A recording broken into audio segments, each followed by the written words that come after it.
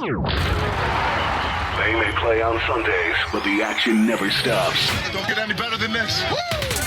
We cover the NFL 24/7, all day, every day. Expert analysis, inside info, and breaking news. Find it all here. We are NBC Sports Radio and NBCSportsRadio.com. 1, 2, 3.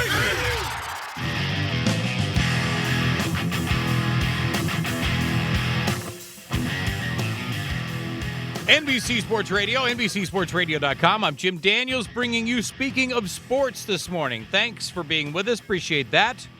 On the line now, we have the Professor Rick Horrow. Actually, this is really a busy week in the sports world. So many things going on. And boy, I tell you what, the deal-making season really never ends, does it, Professor? No, it doesn't. You have a lot of energy this morning. I'm back on the Eastern time zone. I respect the fact that after 2 weeks on the Western time zone to do something at 5:30 in the morning, man, I'm telling you. So I even have a little more respect for you than I did before. How about that? Boy, yeah. we like every bit of that. Yeah. Now, let's talk about the tournament here a little bit. Instead of calling it March Madness, we call it March Adness.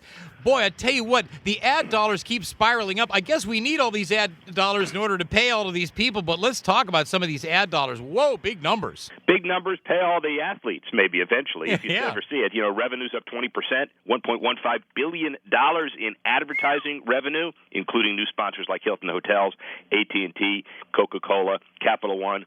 Here's one, and by the way, we're not endorsing them. We're just commenting on them. So Pizza Hut did a no pants required ad the first 2 days. They said fans don't have to leave the comforts of their own homes to get wing joint quality wings, and they had pictures of a guy in their underwear. Guess what? 68 million wings during the 3 weeks of the college basketball tournament, more than any other national restaurant. You can make some jokes about cheek wings and stuff like that. We won't even do that. We'll just say it is incredible that these creative ads air and generate a lot of money. That's why they pay the $1.1 billion. You know, let me stay with the tournament and the dollars for just a second, because the NCAA is currently accepting applications for March Madness host cities for 2019 through 2021. Just how much money are we talking about into the local community if you were able to attract the big dance to your town? A big dance for the Final Four is nearly $200 million. Look at Houston, look at Phoenix. But there are a lot of the cities, by the way, who have nice quality arenas, no NBA teams in there. Spokane, Des Moines, St. Louis, Providence, just to mention a few. Raleigh, they have, hockey teams or others, but they don't have NBA teams. So the first, second round is a great opportunity to generate money, not only from your home teams like Carolina was playing in Raleigh, but also teams who come in with their fan base from other cities. So it is big numbers, which is why convention and visitors bureaus like the one in Des Moines see it as a tremendous success. Doesn't hurt, by the way, that Northern Iowa and Iowa State are also in the tournament still. Yeah, you're right. That doesn't hurt at all.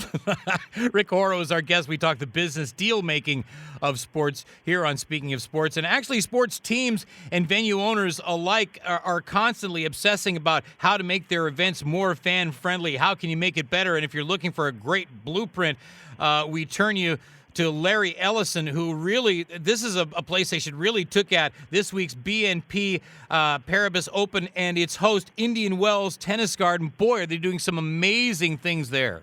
$200 million the guy put into the event so far, and the grounds, $100 million to be spent on ongoing renovations over the next 3 years.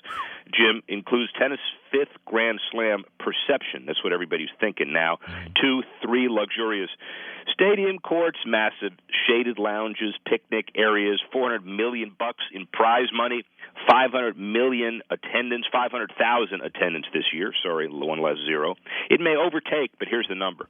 Overtake the French Open in scope, which is huge. Wow, that is amazing. But when you talk about $400 million in prize money and putting $200 million into the facility, another $100 million coming, I mean, the players can't wait to get there, right?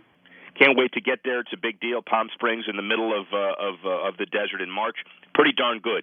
The only person who may not wait to get there is Maria Sharapova. Remember, she failed her drug test at the Australian Open, and her sponsorships may be at risk. $30 million, according to Forbes, off court. She's got a lot of deals. Nike, TAG Heuer, withdrew their support. And so she's got her own line of Sharapova candies and other stuff. So good luck. Try to figure that one out. She's made a lot of money in her career. If she never made another dollar, I'm sure that she's okay. But it's really more about that. I mean, this is not the way that you want to go out, is it? Well, it's about image, and frankly, I think she did everything she could do under the circumstances. She admitted she was wrong. Clean. She admitted it was a mistake, and it wasn't one of those things where you do it to get better on the court, and it's not steroids. It's just was on the drug list. She was very careless about monitoring what was on the list and what shouldn't have been. You could argue that that particular drug shouldn't have been on the list, but it was, and she didn't read it, and her bad. Let me get in a little bit of NFL here. We got to get that every week. NFL owners are going to gather in Florida for their one of their annual meetings next Saturday. And now that they've figured out what's going on in Los Angeles, maybe what they need to talk about is the gigantic spending spree that broke out when free agency started last week. I mean, you had some people go crazy, absolute nuts. I mean, they need to tone this down a little bit, don't they? Well, it depends on who you are. If you're a player or an agent, you say bring it on. And frankly, it is a mathematical formula. It's a revenue piece of the overall gross revenues divided by 32 teams, and that's the $155 million salary cap. And as you know, because you're in demand on the radio dial all over the world, all it takes is two.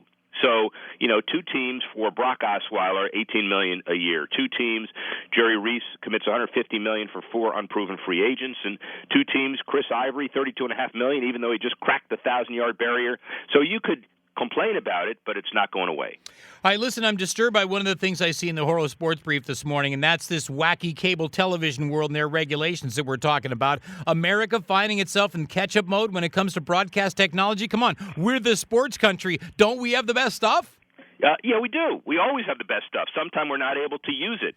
So companies like Globecast and others, light years ahead of U.S. firms, ultra-high def, the 4K channel with 4K UHD, we may be able to do everything and might even be able to make putts for you, by the way. And they're going to roll it out to Masters a little bit. And you can really see, let's see what happens. You can see how steep it is to climb them and to see the contours on the green. So let's watch.